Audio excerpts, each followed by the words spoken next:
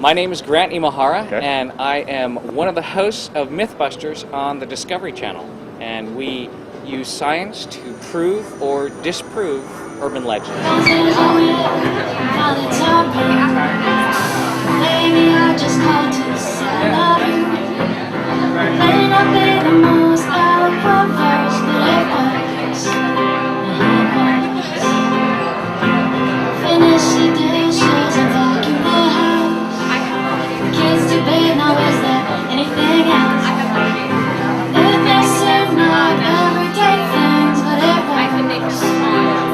One of the basic ideas behind Mythbusters is not only do we test these urban legends to see if they're using science, but we also build everything and we come up with how you put these things to the test. And so that is those skills and in the model shop I branched out from electronics to woodworking, machining, welding, things like that, and these are all skills that I use on the show.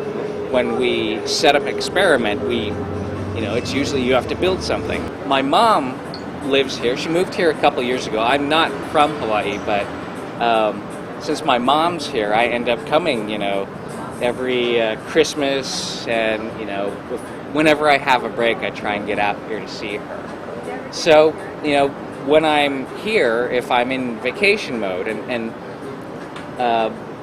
just the past week, I spent all week on Maui with my girlfriend, and when we were there, we were just relaxing by the pool. There's, no activity. We did go parasailing, and we did the zip line, which was cool. You gotta do some activities, but for the most part, we just relax. And then when I come see my mom here, I have a bunch of friends here too. And so, in fact, one of them, Kevin Aoki, owns Doraku Sushi, where I am tonight.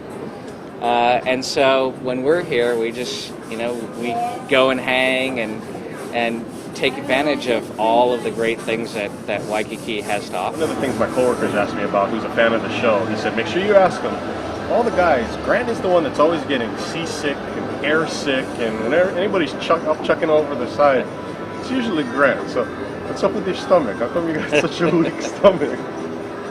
Before the show, I had no idea that I was susceptible to motion sickness. I'd never been seasick before. But then again, I guess I hadn't been on that many boats. And we were testing seasickness cures. It was just one of the things that came up, right? These are like homeopathic remedies, like ginger pills, and then there's a watch that shocks you, and you have this on your hands. Yeah, all these different crazy remedies, and so they needed somebody to be the guinea pig, and that's what we do, human guinea pigs.